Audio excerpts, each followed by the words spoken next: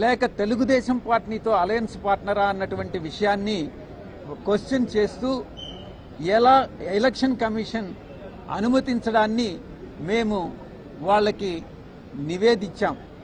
ఇలా అనుమతించడం సమంజసమేనా అన్నటువంటి విషయాన్ని ఎలక్షన్ కమిషన్ దృష్టికి జరిగింది. ఇక రెండవ విషయం, జనసేన అన్నటువంటిది unrecognised political party. Glass symbol అన్నటువంటిది ఒక జనరల్ సింబల్. అటువంటి సింబల్ని గతంలో 2019 ఎన్నికల్లో గడిచినటువంటి ఎన్నికల్లో glass symbol throughout the state ఇవ్వడం జరిగింది.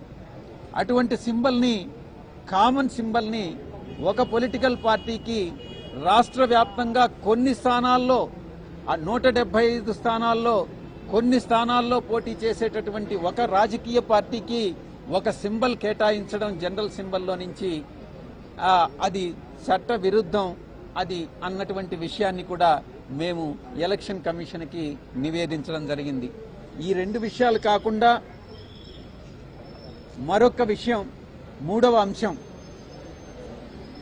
కోనేరు సురేష్ అనేటటువంటి వ్యక్తి, ఇతను తెలుగుదేశం పార్టీ ఎలక్టోరల్ సెల్లో ఏదో సమ్ పొజిషన్లో ఉన్నాడన్నమాట. ఇతను ఒక బల్క్ కంప్లైంట్ని, ఒక ఇంచుమించుగా 10 లక్షల పైచిలుకు ఓట్లన్నీ కూడా ఆంధ్ర రాష్ట్రంలో బోగస్ ఓట్లు అన్నటువంటి కంప్లైంట్ని chief electoral officer Andhra Pradesh, chief CEO of Andhra Pradesh కి కంప్లైంట్ ఇవ్వడం జరిగింది. మా యొక్క మొట్టమొదటి ప్రశ్న, CEO of Andhra Pradesh bulk complaint అనేటటువంటి దాన్ని యాక్సెప్ట్ చేయవచ్చా? యాక్సెప్ట్ చేయడం అన్నటువంటిది వైఎస్ఆర్ కాంగ్రెస్ పార్టీ తప్పుపడతా ఉంది. ఒక వ్యక్తికి 175 నియోజకవర్గాల్లో 25 పార్లమెంటు స్థానాల్లో 10 లక్షల మందో 20 లక్షల మందో 30 లక్షల మందో బోగస్ ఓట్లు ఉన్నారన్నటువంటి విషయం ఎలా తెలుస్తుంది? కంప్లైంట్ అన్నటువంటిది బిఎల్ఏస్ ఇవ్వాలి, ఆయా నియోజకవర్గంలో ఉన్నటువంటి బిఎల్ఏస్ ఇవ్వాలి.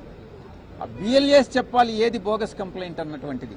అంతేకాని ఒక వ్యక్తి, తెలుగుదేశం పార్టీకి చెందినటువంటి ఒక వ్యక్తి రాష్ట్రంలో 175 స్థానాల్లో ఎన్ని బోగస్ ఓట్స్ ఉన్నాయి అన్నటువంటిది చెప్పాడు, కంప్లైంట్ ఇచ్చాడు అని అంటే ఆ కంప్లైంటే బోగస్ కంప్లైంట్. కాబట్టి అతని మీద చర్యలు తీసుకోవాలి అన్నటువంటి విషయాన్ని మేము ఎలక్షన్ కమిషన్ దృష్టికి తీసుకురావడం జరిగింది.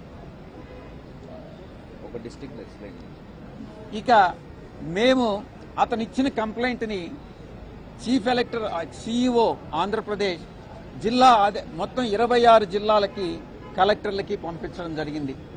26 జిల్లాల కలెక్టర్లకి కూడా పంపించినటువంటి ఈ యొక్క కంప్లైంట్ దాన్ని ఈఆర్ఓస్,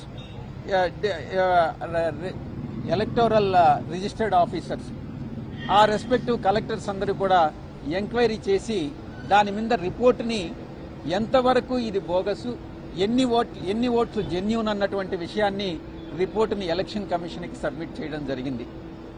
ఒక్కసారి మీరు ఆలోచించండి, ఎంత బ్యూరోక్రాటిక్ టైంని వేస్ట్ చేస్తున్నారు. నిజంగా ఈ యొక్క 26 జిల్లాల్లో అతను ఇచ్చినటువంటి ఆ కంప్లైంట్ని వెరిఫై చేస్తే దాంట్లో మేము ఆర్టీఐ ద్వారా మేము ఇన్ఫర్మేషన్ సేకరించి 3 జిల్లాలకు సంబంధించి ఇన్ఫర్మేషన్ సేకరించి దాన్ని మేము ఎలక్షన్ కమిషన్కి నివేదించడం జరిగింది.